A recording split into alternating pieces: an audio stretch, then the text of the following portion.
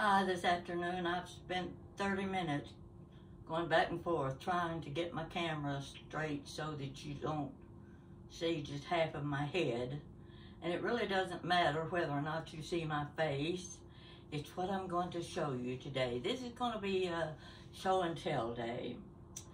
I gathered up a few little, what you call, keepsake items. I've been cleaning out and going to get rid of. At my age, why am I keeping all of these things? Let somebody else enjoy them. But there's still those few pieces of memorabilia you can't part with yet. And I'm going to show you some of those things, and I hope you can see them well, because don't worry about seeing my face as long as you can hear what I say and see what I'm going to show. Now, you may see boxes and plastic tubs sitting around behind me. That's because I've been filling them up and getting rid of stuff. And there's no place to put them except in the middle of the floor. Okay, I've got a few things on the table behind me. You can see this little corner table. This is a little round table that my mother gave me. I said everything in terms of 50 years ago because that's basically when I can remember what I had, what I was given, that sort of thing. So if I want to make it sound like it's really antique, I just say half century ago. You get the point. Anyway, I'm going to start first with this bedspread. This is a chenille bedspread. If you're my age, you remember them. Your mother had one. You probably had one. I was going into my blanket chest. I wanted to see what was in there, and I pulled this out, didn't even remember having it. Don't know where I got it, how many years I've had it, and I've never used it. So today, we're using it on my bed. I want you to see what it looked like. Now, my mother used chenille bedspreads when I was growing up. My sister and I, on Saturday morning, we had to help clean the house. And of course, one of the first things we had to do was change the beds and dress the bed. Well, the bed she and I slept in had a chenille bedspread similar to this. And I was always on the back side of the bed. She was on the front. I was a little bit picky about doing it right. She didn't care. Just get on the bed, spread out, what difference it made. And I would come around to the front of the bed, and the bedspread edge would be angled like this from the head to the foot. And I'd get so angry with her, and I'd have to take the bedspread off and put it back on by myself. And of course, she got a few foul words from me as well. But I wanted you to see this bedspread because if you ever went to Gatlinburg when you were young, you'd drive along those two-lane highways, and there'd be big lines with chenille bedspreads. They might have Smokey the Bear on them. They might have big peacocks. Oh, those peacocks were gorgeous. And today, they're very collectible. And if you find one, get it. So, if it's at a reasonable price, of course, get it. You won't be sorry. So that's what I wanted you to see on my bed right now. I'm going to go back to the table here. I'm going to just kind of go around in a circle. These are 4 of my beaded bags. This is the tiny one. This is the one. This was the first one I bought. I just fell in love with it. It's covered with beads. And I could just picture some young lady going to a dance and having her dance card inside the little pocket and pulling out her little pretty little lace hanky that she carried with her. It's just sort of a dream world type thing. And you've seen the old Victorian movies where they carry them on their arm while they're dancing. Anyway, this is one of those. This one, I don't remember where I bought it or how long I've had it, but it's Whiting and Davis evening bag. It's quite popular today, and you can find it at all different prices. But I like it. It's got that mesh feel to it. It also has a little mirror inside. It has a little clasp that opens up like that. And the inside is now starting to unravel. I'm going to have to do a little touch-up job on that. So this is probably one that would be a favorite of young ladies today. In fact, my granddaughters, when they go to parties and dances and what have you, they're still going to those things. They usually borrow one of my evening bags, and I have a friend who always comes to me to borrow one. This is one I bought from a friend. His mother, she collected everything. Can you see it? I hope you can get a good look at it. It's got a beautiful bead on top, and it's lined in brown silk. And she had quite a few of these evening bags, but this is the one I chose. I like the colorful design on it. Now, you've seen many of these little bags like this. Not quite like this. You see the solid side on the back. This side had what looked like needle point. And I wanted to do a little something with it. I'm going to come around and show it to you. You just stay right there.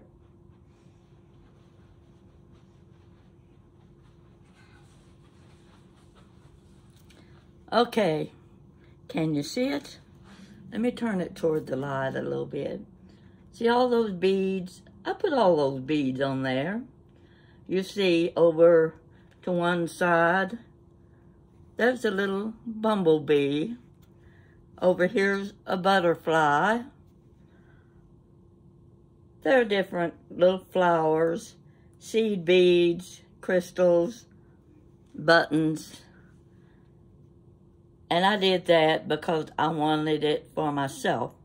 Now I've been on the Queen Elizabeth II, and I've been on the Queen Mary II. And this is the purse I always carry, because ordinarily I'm wearing black anyway. And this goes with everything. And I remember walking into the ladies' restroom, and I laid it down on the countertop. And there were several ladies there, and they spotted it.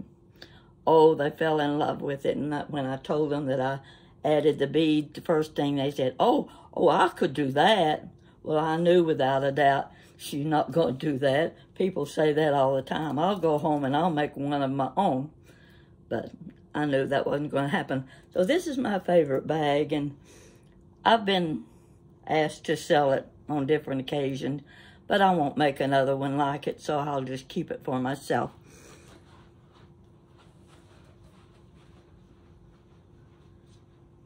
Now that's it for my evening bags, but I've got a whole lot more of them. I just didn't think you'd want to go through all of them. I'm going to put these back to one side. And the next thing I'm going to show you is, this is a mustache cup. I've had it, like I said, about half a century. Don't know where I got it, why I bought it. But it's a beautiful cup. And I was about ready to let go of it a few days ago, and I thought, I don't know why I'm keeping a mustache cup. It serves no purpose, it's just pretty. Got lots of gold on it. Well, I started checking it out on the internet, see if I could find any information about it. And the only thing I found was, I don't want to let go of this cup. The maker of the mustache cup was in 1860, and it was very popular around the turn of the century. The men who wore the handlebar mustaches where they waxed them on the ends used these mustache cup. And you remember too, you've seen pictures and videos of barbershop quartet. They always have the curled up mustache, and they probably used the mustache cup. So the more I look at it, the better I like it, and I decide I'm going to keep it.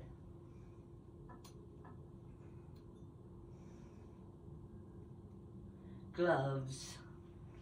Every lady loves gloves. Here are the pink ones. I used to have several pairs of them. The pink ones. Here's a navy blue pair. You can't see the design on them, but these were my mother's.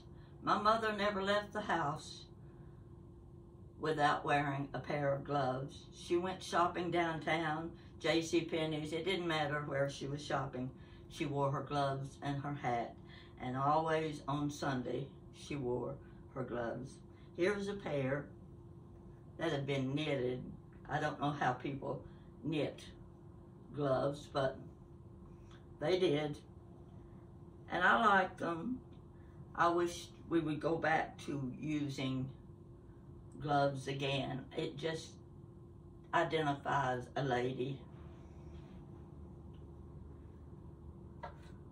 I don't know if any of you would recognize these. My daddy's long sock. Now, they didn't have elastic in them. They came almost to the knee. These socks were bought at Woolworth's. And so they had to have not what you call garters, but like we wore garter belts with our little, or our hose. The men wore them on their legs. And I can remember watching my dad sit down in a chair, pull up his paint leg, and he'd start applying his garters to his Woolworth socks. I wanted to keep these.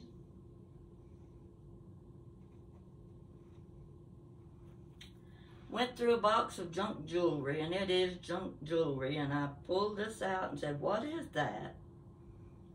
I looked close. I'll have to show it to you up close. I don't even think you would be able to see it even if I get it right in front of the camera. But what it is, it's an Indian head nickel with a buffalo on the back side. Now, why did I have that? And then I got to thinking about it. My brother-in-law many years ago took the old coins and he made necklaces out of them. And he'd give them to members, to girls in the family. So I looked at this one and I thought, I wonder what the date on this nickel is. I got my magnifying glass out and I looked. The date, 1936. That was the year I was born. This will stay with me. Have you ever seen one of these? Victorian style combs. Oh, you've seen the old movies where the women put the combs in the back of their hair. This one has little sapphire blue beads all over it. It was given to me by a friend, and I just love it. Wouldn't part with that either.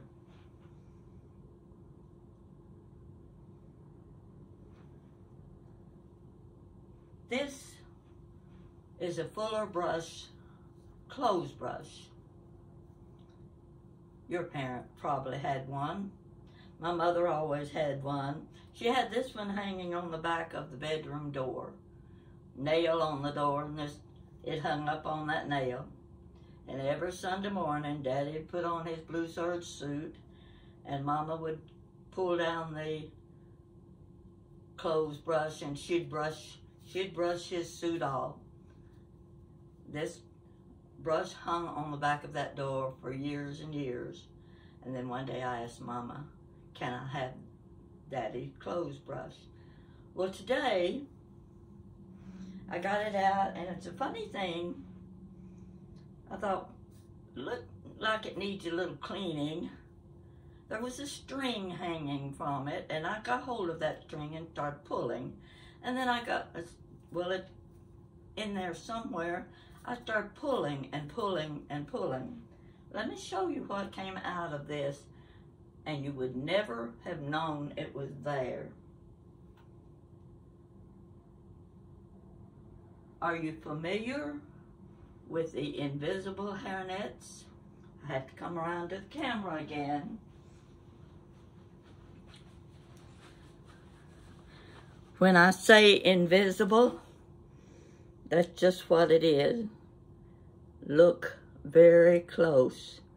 See? Can you see it? Look at that. It's got a little 2 or 3 little tears in it. But this is what my mother used to put on after she'd done her hair. And she used to wear a rat in the back of her head. And on that rat, you may not be familiar with the rat. That's what they were called. My mother had long hair then, and she would comb her hair back and put in combs in the side. And then she'd pull it back, and she'd put that rat, which just looked like a long hot dog to me, and she wrapped her hair around it. Now, you watch any of the 1930s and 40s movies, that's the style the women wore. Just the other night I was watching The Sting, and Eileen Brennan, something like that, was in The Sting. If you've seen The Sting, and I'm sure all of you have, the lady that was Paul Newman's friend, she wore her hair that way. You could see where she had pulled it back and twisted it around in the back of her head. Sometimes it would be up here at the top. So you know what I mean when I talk about using a rat. And the invisible hairnet was placed over the hair. And I was very surprised when I pulled this out of that hairbrush, that clothes brush.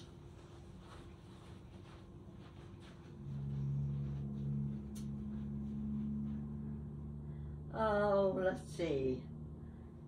Here's a special little thing. You see this? It looked like a little basket. It once had a fuchsia silk cover at the top, and it was a drawstring bag. What it was a little sewing kit. Let me show you. Oh, I love this little thing.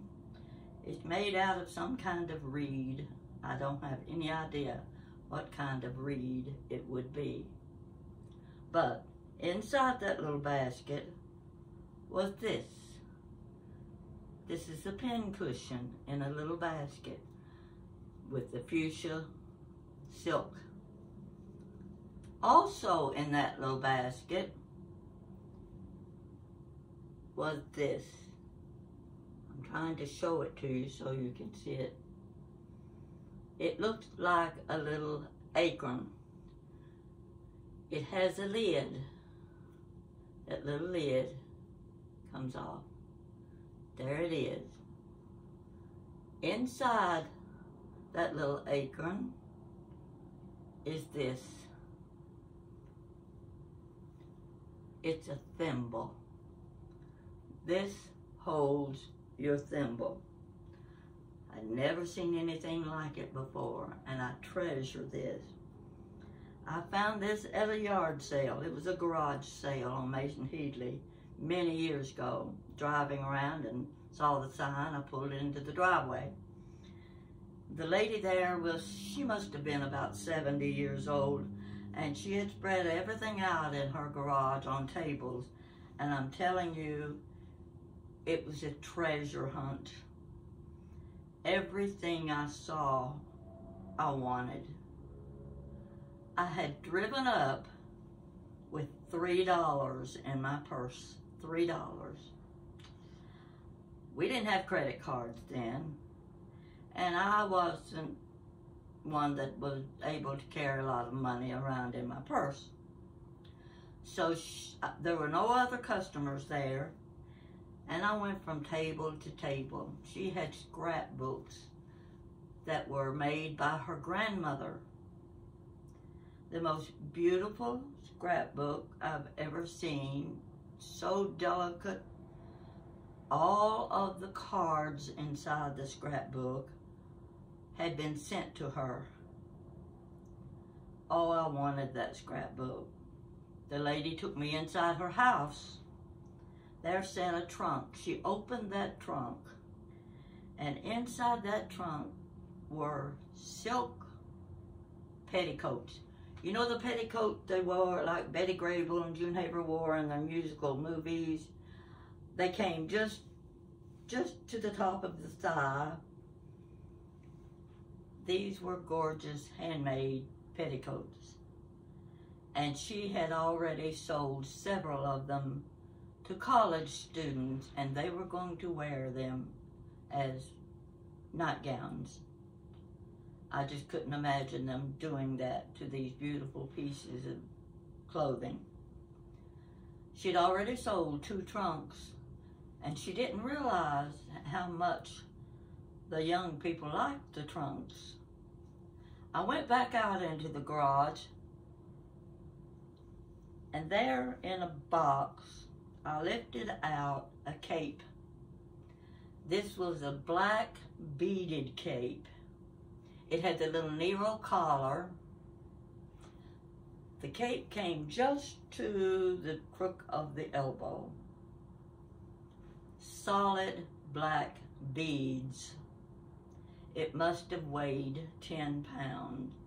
I put it around my shoulders, and I looked at that and I thought, this must have been worn to a ball. It was beautiful, just beautiful.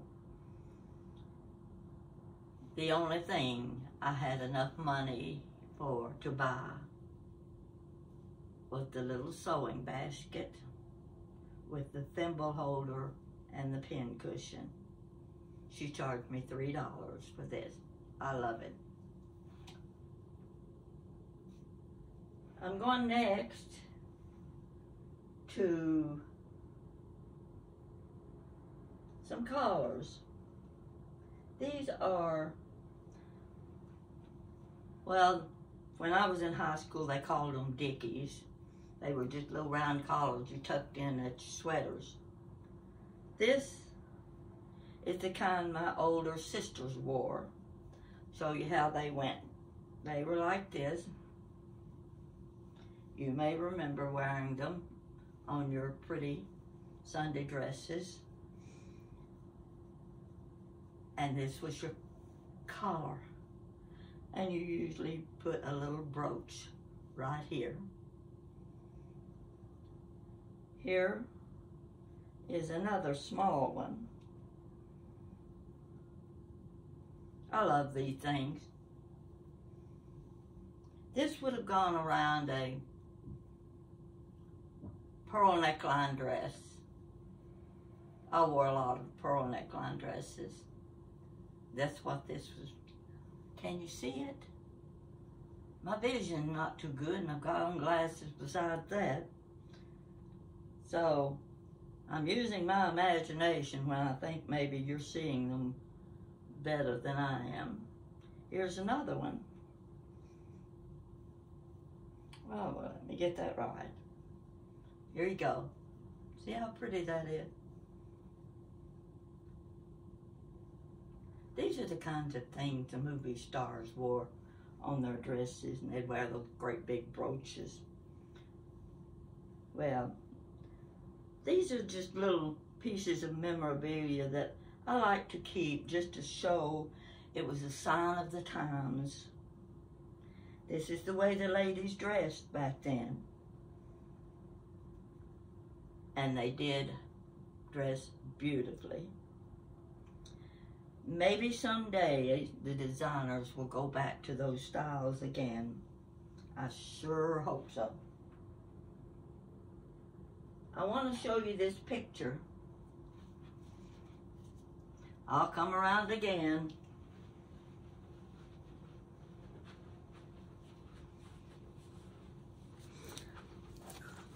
You see the lady in this picture?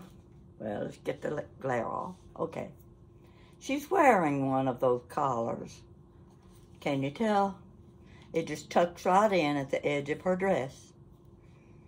She got on a cameo necklace with a bakelite chain attached to it. This is my sister. She was beautiful. Today she would be 102 years old. So much for that.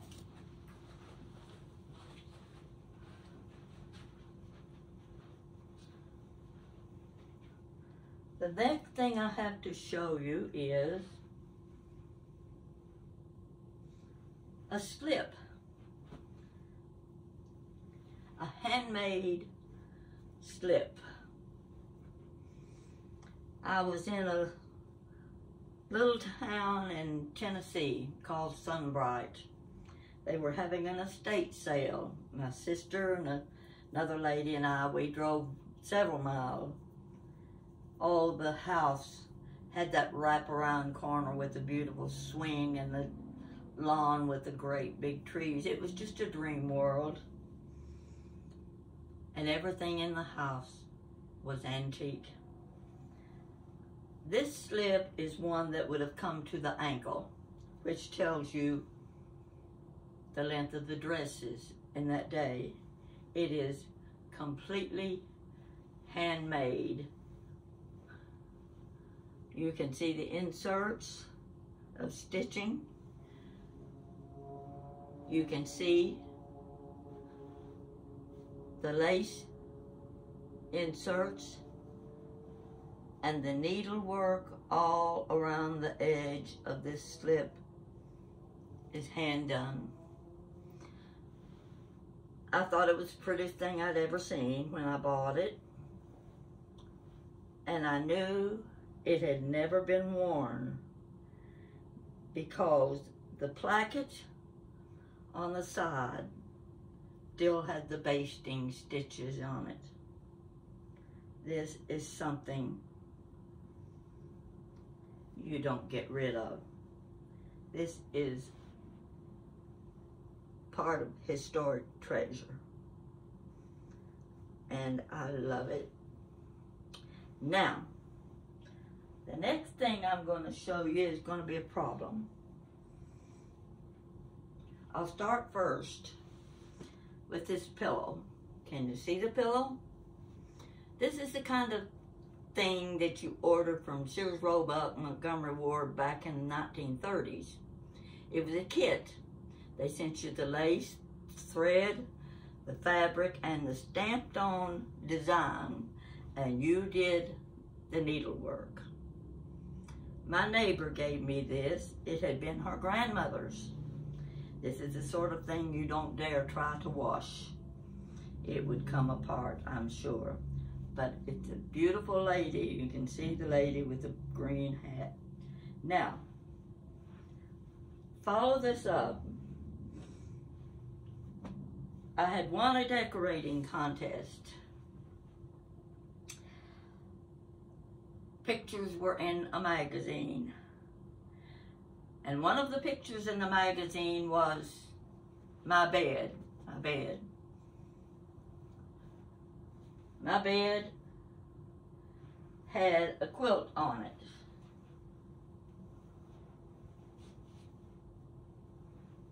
This is the quilt. Let me get it unfolded. I'm not going to lay it out perfect, but so that you can see exactly what it looked like.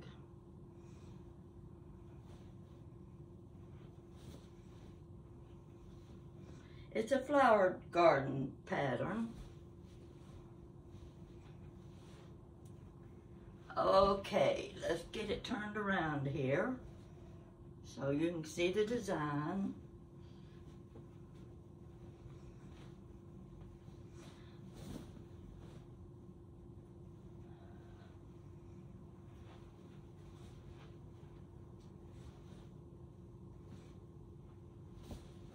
Well, I'm not doing a good job here.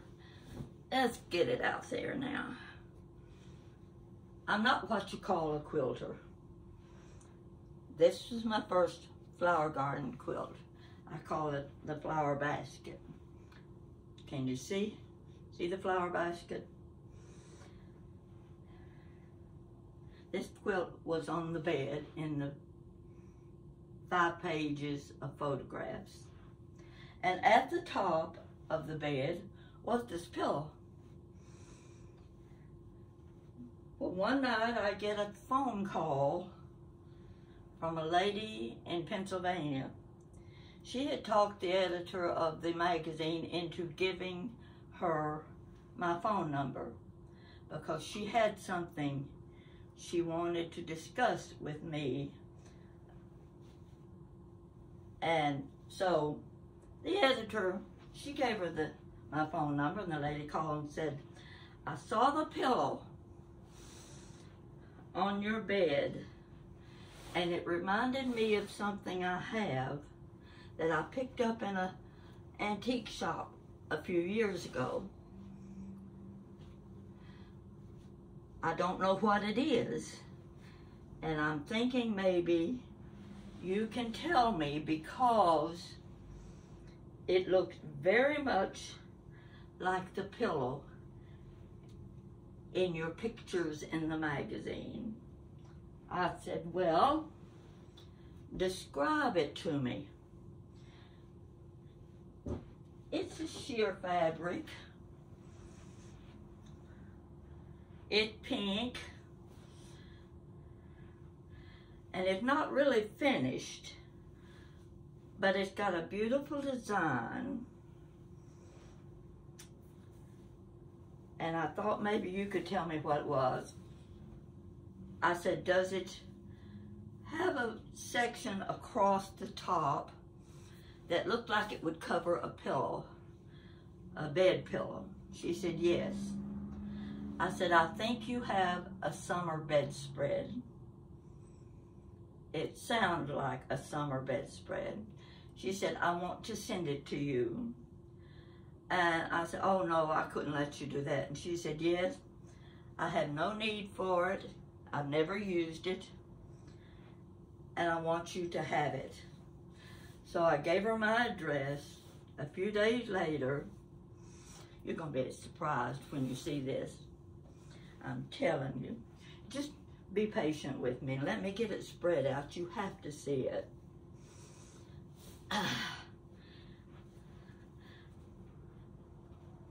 Just bear with me. I didn't know any better way to show you this than to just put it on the bed. Keep watching. You're going to get a good look at something you've probably never seen before.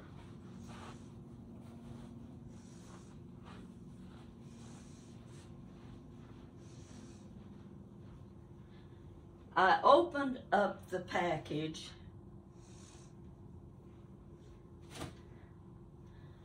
and what I saw absolutely just bowled me over. I could not believe what this lady had sent me in a summer bedspread. Now I'm going to come over and turn the camera a little bit because I want you to see the design a little better.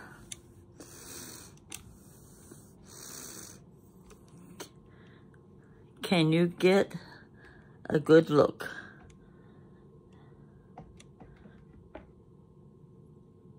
at the lady on this? The handwork, the stitching is perfection. When I saw it, I said, that's the most beautiful thing I have ever seen. It even has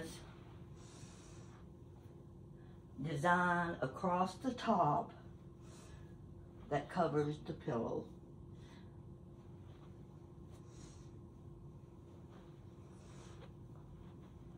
Now, if this isn't a treasure, I don't know what is. And I wish I could show it to you better.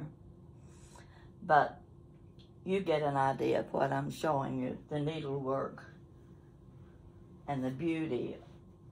And this came as a kit probably from Sears Roebuck, or maybe Montgomery Ward. I don't know which. But I really wanted you to see this. I wanted you to see why I was keeping this. And someday I'm going to find a way of using it. My pretty design. Okay.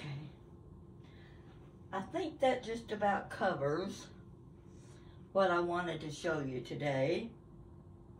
I hope you've enjoyed what you've seen.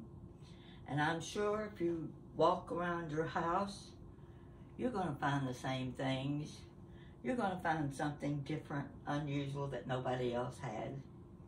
I won't say nobody has this, but they don't have mine. That's the thing. And I think she's beautiful.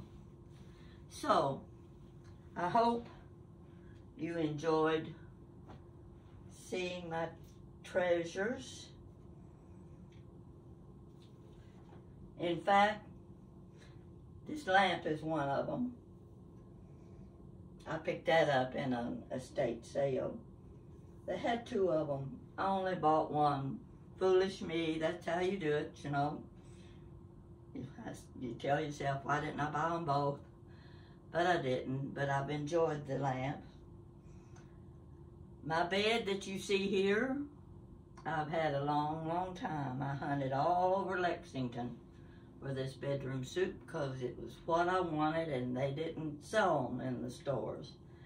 And one store took me back in the warehouse and found this bedroom suit for me. So I have enjoyed it thoroughly.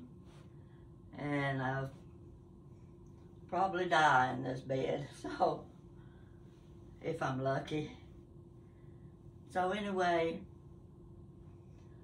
that's about all I can tell you about the small things. There are a lot more small things, you know. You just go looking in the cabinets here and there and you find this, you find that.